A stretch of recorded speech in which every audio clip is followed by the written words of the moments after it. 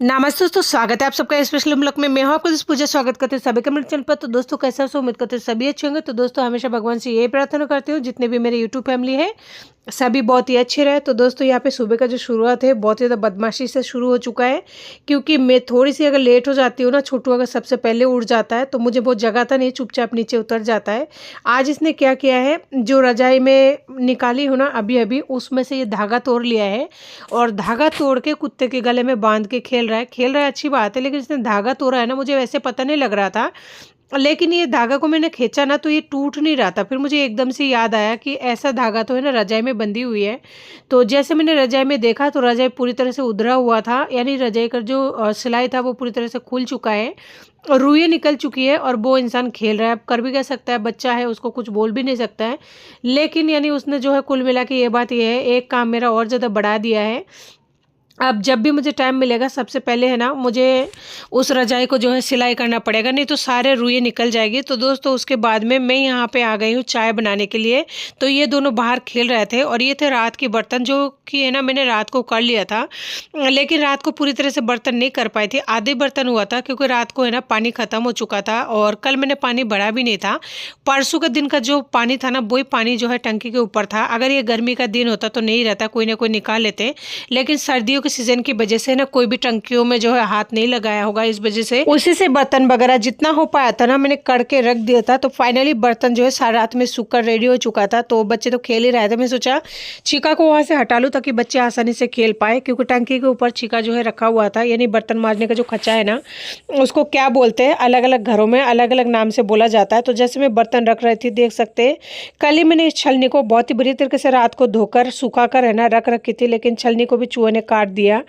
और एक आटा छलनी को लाने जाते हैं ना तो 15-20 रुपए लेता है, यानी दिल इतना ज़्यादा दुखता है ना, लेकिन इन चूहों का मैं क्या करूँ, कुछ समझ में नहीं आता।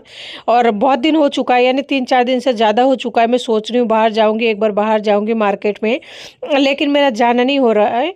और बाहर जाने के वजह ये है, चूहे का फान मुझे लाना है, यानी पिंजरा, तो नहीं हो पा रहा है। इधर चाय जो है बन रही है, बच्चे आप देख सकते हैं बालकनी में दोनों खेल रहा है और सारे दिन ये लोग यही खेलता है, बस डर लगता है कई बार जो है ये दोनों भूल जाता है। अगर बातों बातों में सोनू अगर उसको थोड़ा सा हाथ वगैरह लगा देना तो मुझे डर लगता है। हाथ लगाने का मतलब ये है, उसका जो फोड़ा उठ रहा है ना बहुत ही बड़ा हो चुका है, अगर उसमें थप्पड़ वगैरह मार दे या फिर मस्ती मस्ती में जरा सा चोट लग जाए तो क्या हो सकता है।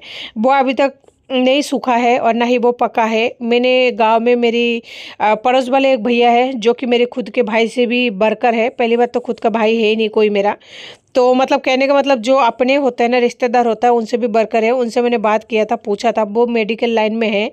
उसने बोला है कि उसका खुद का हुआ था तो बोला 6 महीने लगा था, तो टेंशन मत ले, उसमें काफ़ी ज़्यादा समय लगता है और रेगुलर जो है डॉक्टर को दिखा, डॉक्टर जिस तरह से बोलता है उस तरह से तू कर। तो मुझे भी ये आइडिया सही लगा, क्योंकि मुझे कोई बताने वाला नहीं है और कोई भी नहीं है, इसलिए मैं जो है डॉक्टर की सलाह से बच्चों का कोई भी काम होता है करती हूँ। और यहाँ पे छोटू महाराज टोपा खुल के घूम रहा है, धूप अभी तक निकली नहीं है, अगर उसे सर्दी खांसी हुआ तो फिर और ज़्यादा प्रॉब्लम हो जाएगा। सोनू को दिखाना था डॉक्टर को, अभी तक नहीं गई। मैं ये सोच रही हूँ एक बार छोटू का काम कंप्लीट हो जाए, यानी छोटू का तबीयत जो है पूरी तरह से ठीक हो जाए, उसके बाद में फिर सोनू के पीछे लगूँ, नहीं तो दोनों को एक साथ नहीं संभाल पाऊंगी। और सोनू को है ना इंजेक्शन वगैरह लगेंगे तो वो फीवर वगैरह आ जाता है, बहुत सारी समस्याएं मतलब हो जाती है, तो इस वजह से थोड़ा सा इंतज़ार कर रही हूँ, पहले छोटू सही हो जाए उसके बाद में उसको दिखाऊंगी। दोस्तों यहाँ पे जो चावल है ना मैं कई बार धोती हूँ, कई बार धोने का वजह ये है, चूहे मेरे घर में बहुत ज़्यादा है, तो ड्रम में रखने के बावजूद भी है ना ड्रम में कट के घुस के और मतलब बहुत ही ज़्यादा गंदगी करता है, क्या बताऊँ। लेकिन अनाज है, इसे फेंक नहीं सकते, चाहे वो आटा हो या फिर चावल हो, इसलिए बार बार धो के जो है इसे इस्तेमाल कर रही हूँ। बाकी आटा होता है तो उसका तो कुछ कर भी नहीं सकते हैं। वैसे जिस डब्बे में आटा में रखती हूँ ना वो डब्बा सिल्वर का है, लेकिन सिल्वर के डब्बे को भी चूहा पूरी तरह से दांतों से खराब कर दिया है, निशान कर दिया है। बस ये है, उसको वो काट नहीं सकता है, तो आटा तो मेरा सेफ है। और बच्चे आटा जो है एक टाइम खाते हैं, एक टाइम चावल खाते हैं और बीच में थोड़ा नाश्ता वगैरह कुछ भी हल्का फुल्का कर लेते हैं।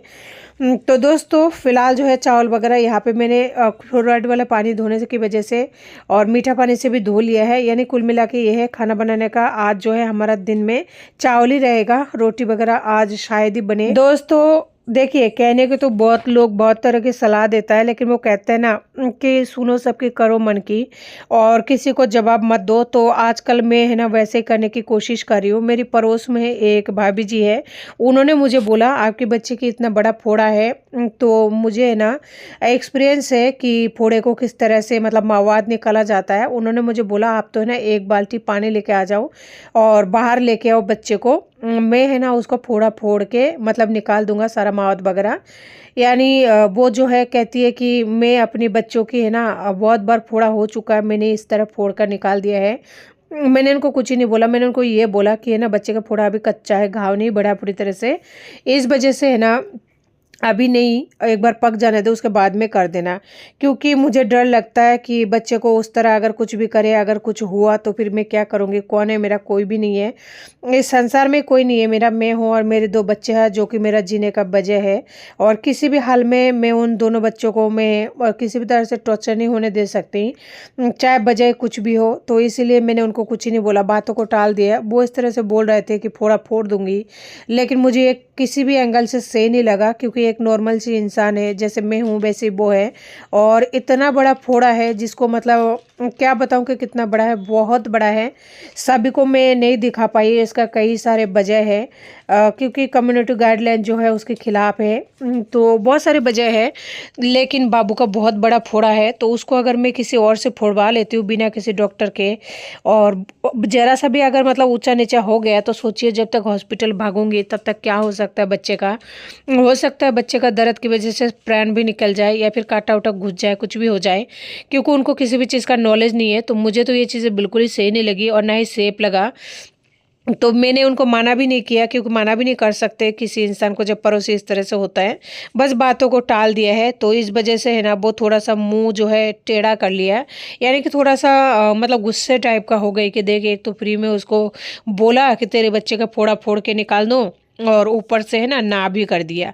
इतना तो जो बड़े होते हैं, मैच्योर होता है, उनको समझ में आता है कि है ना किस एंगल से बात कर रहा है। तो इस वजह से थोड़ा-सा उनका मुँह है ना ऐसा हो गया, तो मैंने कुछ ही नहीं बोला, बस मैं अंदर आ गई और बच्चों को खाना खिला दी और तब तक बाहर नहीं गई जब तक कि वो वहाँ से चली नहीं गई। और वो है ना मेरी रूम के बाहर ही आती है, रोज़ाना बैठ के यहाँ पे पीस वगैरह बनाती है। पीस वही होती है जो फैक्ट्री से आते हैं, उसमें हुक वगैरह लगाने होता है, कई बार धागे कटिंग वगैरह करना होता है, तो उसमें चौआनी आठानी 1 रुपए बस इतना देते हैं। तो वही औरतें आस पड़ोस में मेरा करते हैं। मैंने भी कई बार करने के लिए सोचा, लेकिन बच्चे जैसे पीस लेके आते हैं ना, उसी से खेलना स्टार्ट कर देता है या कुछ ना कुछ करते हैं, तो डर लगता है अगर किसी का पीस फट वगैरह जाए ना, उसका फिर उतना इनकम नहीं करूँगी जितना कि उसको भरपाई देने में होगा। तो इसलिए फिर मैं लेती भी नहीं हूँ कि बच्चे फाड़-फूट देंगे तो परेशानी होगी। और फिर मेरा बच्चा हॉस्पिटल में इतना ज़्यादा एडमिट रहता है, गलती से भी अगर उन पीसों को ले लिया और घर में बंद करके चली गई लॉक करके, और चूहा पीछे से काट दिया, तो उसका खमियाजा कौन भुगतेगा? इसलिए डर की वजह से है ना कई सारे वजह है जो मैं लेती नहीं हूँ। लेकिन देखते हैं किस्मत कब तक मेरा साथ देता है इस तरीके से, तब तक ठीक है। बच्चा जब छोटा होता है ना, एक औरत के पास में कोई भी रास्ता नहीं रहता है। आदमी तो अपना पिंडा छूट के एंजॉय करने के लिए निकल गया है, लेकिन पीछे वालों का हालत अगर उसको समझ में आता तो वो जाता ही नहीं है। लेकिन क्या कर सकते हैं, एक औरत अपने बच्चों को कहाँ छोड़कर जा सकती है, किसके भरोसे छोड़े? और वो है ही कौन? उस बंदे को सब कुछ पता था कि ना तो इसका भाई है, ना तो इसका बाप है, ना तो मतलब कोई रिश्तेदार है। रिश्तेदार किसका साथ देता है? किसी का साथ नहीं देता। और फिर मेरा तो माँ बाप ने मेरा बचपन में जब जन्म दिया था तभी से छोड़ दिया था, क्योंकि बेटी पैदा हो गई थी, बेटी किसी को चाहिए नहीं था। बड़ी हो गई तो शादी के खर्चे से सब परेशान हो गए, शादी हो गए, बच्चे हो गए, तो यह बच्चे हो गए इसलिए छोड़ दिया, क्योंकि ऐसा लगता है मेरे पति को कि औरत में कुछ रह नहीं जाता है, यानी शरीर में, बच्चे होने के बाद में, इसलिए उसने मुझे छोड़ दिया है। अब बच्चा मेरा है, मेरे को अगर पालना है तो पाल लूँ, नहीं पालना है तो फेंक दो या फिर किसी को दे दो, या फिर तुम भी छोड़ के चली जाओ, या फिर तुम भी शादी कर लो। उनका ये कहना है, लेकिन मैं तो जीते जी है ना ऐसा नहीं कर पाऊंगी। मैं अपने बच्चों से बहुत ज़्यादा प्यार करती हूँ, मुझे उनसे बहुत ज़्यादा लगाव है। मेरे पास जो भी जेवर वगैरह था ना, मैंने सब कुछ बच्चों में लगा दिया है। और भी अगर कुछ भी करना होगा, दूसरे के साफ सफाई के काम भी मैं ढूंढती हूँ, लेकिन मुझे वो भी नहीं मिलता है। मैं सब काम करने के लिए तैयार हूँ, सबका मतलब ये है झाड़ू पोछा हो रास्ते में या चाहे कुछ भी हो कर लूँगी। दोस्तों, कल मेरी मम्मी से बात हुई थी, लेकिन मेरी मम्मी जैसे कि बातों से अंदाज़ा लग रहा था थोड़ा सा नाराज़ हो रही है मुझसे, क्योंकि बहुत दिन हो चुका है मैं अपनी बहन से बात नहीं करी हूँ, क्योंकि मेरी बहन बीमार हो रही है और मेरी मम्मी चाहती है, अगर पहले आप लोगों ने कई वीडियो देखे होंगे तो उसमें मैंने बताया था, मेरी मम्मी चाहती है कि ना मैं उनसे बात करूँ। बात नहीं किया था, इस वजह से वो काफ़ी ज़्यादा नाराज़ भी है। पर मेरी इस टाइम ना यही सिद्धांत है, चाहे कोई नाराज़ हो चाहे कोई कुछ भी हो, मैं और किसी से बात नहीं करूँगी। और ये बात मेरे पति को भी पता था, क्योंकि मेरी बहन ने जो मेरे साथ गद्दारी की है ना, मेरी बेटी ख़त्म हो गई, आज दिन तक मुझे किसी ने फ़ोन करके ये नहीं पूछा कि तेरी बेटी कैसे ख़त्म हुई, तू कैसी है कैसे नहीं है, तेरा पति तेरे को छोड़ दिया, आज 2-3 साल हो गया, 3 साल से करीब ऊपर ही हो गया, तू कैसी है, खाना कैसे खाती है, तेरे बच्चे कैसे है, कि बच्चे तक को किसी ने नहीं पूछा फ़ोन करके मेरी बहन ने कि कैसा है कैसा नहीं है। मुझसे बात भले ही ना करे, लेकिन सोनू से एक बार बात करके पूछ सकता था। अभी तो सोनू बोल भी पाता है कि है ना, तेरी भाई कैसा है या फिर तू कैसा है, तू कैसा नहीं है, लेकिन किसी ने कॉल नहीं किया अभी तक। और मेरी मम्मी मतलब इतना ज़्यादा मुझे झुकाने की कोशिश करती है, लेकिन पहले तो मुझे समझ में नहीं आता था, अब मैं सारी बातें समझती हूँ और अब मैं किसी का नहीं सुनने वाली हूँ। बहुत ज़्यादा झुक लिया, बहुत ज़्यादा झुक के देख लिया, कोई फ़ायदा नहीं है। आप किसी के भी आगे अगर झुकेंगे ना तो लोग है ना गर्दन काट देते हैं, तो इसीलिए गर्दन कटाना ही नहीं है। बहुत कटा के देख लिया, नुकसान मेरी होती है, दर्द मेरा ही होता है, किसी को कोई फ़र्क नहीं पड़ता है। जब मेरी पति थी ना, ये उस टाइम से नाराज़ है, आज तक उसने मुझे पलट के कभी फ़ोन नहीं किया, तो फिर मैं ही क्यों करूं। और जो ज़मीन मेरी मम्मी ने मेरी सिस्टर के नाम कर दी है ना, वो बहुत वजह है इसके पीछे, बहुत लंबी कहानी है। खैर वो सब बताने से कोई मतलब भी नहीं है। दोस्तों कुल मिला के बात ये है, सब कुछ ले चुकी है, उसके बावजूद भी चाहते हैं कि मैं नीचे हो जाऊं, ये तो संभव नहीं है। और इस टाइम नीचे होना बहुत ज़्यादा मुझसे है ना नामुमकिन सी बात है। कोई मुझे नीचा नहीं कर सकता, चाहे वो मेरा पति हो या फिर मेरी बहन हो या फिर मेरी माँ हो, चाहे कुछ भी कर ले, अब मुझे कोई नहीं झुका सकता। क्योंकि मेरा जो लाइफ है ना, ये अलग ही मोड़ ले लिया है और अलग ही परीक्षा चल रही है। और इन सब चीज़ों के बीच में अगर वो लोग चाहता है कि मुझे इस तरह से दबाव देना, तो वो नहीं हो सकता। मेरी बहन ने मेरी मम्मी को सलाह दी है कि उसे बोलो घर में ना बैठी रहे, काम करे तो घर खर्चा चल जाएगा। उसको किस बात का टेंशन है, जयपुर में रहती है, जयपुर में काम की कमी है क्या? अगर वो 2 घर में खाना भी बना लेगी तो भी बहुत सारा पैसा आ जाएगा, वो घर में बैठी क्यों रहती है? तो उस मनहूस बहन को कैसे समझाऊं कि तू बोल क्या रही है, पहले ये तो पता कर ले कि मतलब तू बोल क्या रही है, मुझे तो ये समझ में नहीं आता। और वो सलाह क्यों देगी मुझे, क्योंकि मैं उस बंदी को कभी सलाह नहीं देती हूँ, चाहे उसकी गृहस्थी में कुछ भी हो या फिर किसी भी तरह से सुख हो दुख हो, मैं कभी सलाह नहीं देती हूँ। जब से उसने मेरे पति का मतलब बेइज्जती किया था, उस दिन का दिन था। और अभी भले वो चला गया मेरी लाइफ से, भले हमारे बीच में कुछ भी हो चुके हो, लेकिन बात वहीं पर अटकी हुई है। जब उसने मेरे पति का बेइज्जती किया है, तो फिर मैं उस आदमी से क्यों बात करूं और उस औरत से क्यों बात करूं, चाहे मेरी बहन ही क्यों ना हो। उस दिन से मैंने उस लोगों से बात करना छोड़ दिया है। तो वो मुझे घर चलाने के लिए सलाह नहीं दे सकती, और घर चलाने की सलाह तब देगी जब मैं उसे पैसा मांगूं या फिर मैं उसे ये कहूं कि मेरा घर नहीं चल रहा है, मुझे थोड़ा पैसा उधार में दे दो, या फिर कुछ और वजह हो, मैं उसके घर में जाके बैठी हूँ या फिर उससे कुछ मांग रही हूँ या फिर मेरे बच्चे उसके घर में जाके खा रहे हो। लेकिन ऐसा तो कुछ भी नहीं है ना, लेकिन फिर भी वो मुझे सलाह दे रही है मेरी मम्मी के थ्रू। गलती मेरी बहन की नहीं है, गलती मेरी मम्मी की है।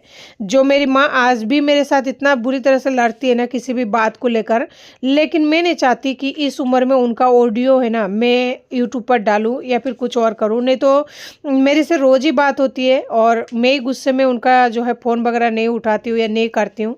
नहीं तो मैं फ़ोन करती हूँ तो रोज़ ही बात होती है, तो वो रोज़ ही किसी न किसी बात पर खटपट होती है। अगर मैं यूट्यूब पर डालूँ ना तो ऐसा लगेगा कि ना मुझे खुद को हजम नहीं होगा, इसलिए मैं नहीं डालती हूँ। ये बात मेरे पति को अच्छी तरह से पता है। जब वो मेरे साथ रहते थे तब मुझे कई बार समझाते थे, क्यों बात करती है तू। और इसी बात को लेकर बहसबाजी हुआ था जब सोनू नहीं हुआ था, तब मैंने मम्मी से 6 महीने साल भर तक बात भी नहीं किया था। और उस दिन के बाद में मैं कभी गई भी नहीं थी मेरी मम्मी के वहाँ पे। आप लोग मेरे किसी भी वीडियो में मेरी मम्मी के पास जाना अभी तक तो नहीं देखे होंगे। जो भी लोग पुराने हैं, पता नहीं कौन टिके हैं कि नहीं टिके हैं, लेकिन साल भर हो गया, अगर आप लोग देख पा रहे होंगे ज़्यादा ही हो गया। यानी सोनू जब से मेरे पेट में था तब किससे लेकर अब तक मैं अपनी मम्मी के घर में नहीं गई हूँ। अभी आप लोग अंदाज़ा लगा लीजिए मेरी बड़े बेटे का एज कितना है। जो भी माएँ हैं लगा सकती है, जो भी बड़े हैं लगा सकते हैं। तब से लेकर आज तक मैं कभी नहीं गई हूँ मेरी माँ के घर में, और मैं जाना पसंद भी नहीं करती हूँ, मेरी इच्छा भी नहीं है। और शायद मैं कभी जाऊँ, और अगर मैं मतलब जाऊँ ना तो ऐसा मान लीजिए कोई बहुत ही ज़्यादा अर्जेंट काम होगा, तब बच्चों को रखने के लिए जगह नहीं है मेरे पास में। इसलिए भले ही मैं चली जाऊँ आधे घंटे 1 घंटे के लिए, नहीं तो मैं नहीं जाती हूँ। ये बात मेरे पति को भी भली-भाँति पता था कि इसका जो माँ है उसके पास भी वो नहीं जाती है, क्योंकि उनकी स्वभाव भी ऐसा है। वो बंदा सब कुछ जानता था, उसके बावजूद भी मुझे छोड़ दिया। कोई बात नहीं, अच्छी बात है, उन्होंने जो किया अच्छा ही किया है, अच्छा के लिए ही शायद उन्होंने ऐसा किया है। तो दोस्तों कुल मिला के बात ये है कि मेरे माँ चाहती है ना, तो आज भी मेरी बहन को समझा सकती है कि वो ही क्यों बात करे, वो बड़ी है, तू बात कर ले। कौन सा अगर तू बात करेगी तो वो मना करेगी या फिर फ़ोन नहीं उठाएगी। लेकिन नहीं, दोनों तरफ से, तीनों तरफ से मुझे ही मतलब सुनना पड़ता है। अभी मेरे पति से अगर मैं खर्चे के लिए पैसा मांगूँ तो वो एक ही बात बोलता है कि तू कोर्ट से ले ले, और अगर बहन से बात करूँ तो वो एक ही बात बोलेगी, तेरा ये गलती है, तेरा वो गलती है, तू ज़मीन का हिस्सेदार नहीं थी क्योंकि तू जयपुर रहती है। तो बहुत सारी बातें हैं, तेरा घर कैसे नहीं चलता, तेरी ही गलती है, इस वजह से तेरे पति ने तुझे छोड़ दिया है, कोई ना कोई वजह तो होगा। तो ये सब बातें ना मेरा आजकल सुनने का मन नहीं करता, क्योंकि बच्चे पालने से फुर्सत नहीं है। अनाज कहाँ से जुगाड़ करूँ, कहाँ से नहीं करूँ, कहाँ से थोड़ा सा बच्चों को हेल्दी खाना दूँ, किस तरह से खुद सही रहूँ, क्योंकि मेरे बहुत बुरे दिन जा चुके हैं, आज भी है। लेकिन फिर भी मैं सब्र बंधी हुई हूँ कि आएगा अच्छे दिन कभी ना कभी। दोस्तों आज शनिवार का दिन, गई थी बाजार, पूरे मार्केट ढूंढ लिया, यानी पूरे मार्केट में मतलब ढूंढ लिया। लहसुन मिला तो था, लेकिन बिल्कुल ही कम रेट नहीं मिला, यानी 100 रुपये पाव मिल रहा था, वो भी चूरा लहसुन जो कि बिखरा हुआ रहता है ना, वो वाला।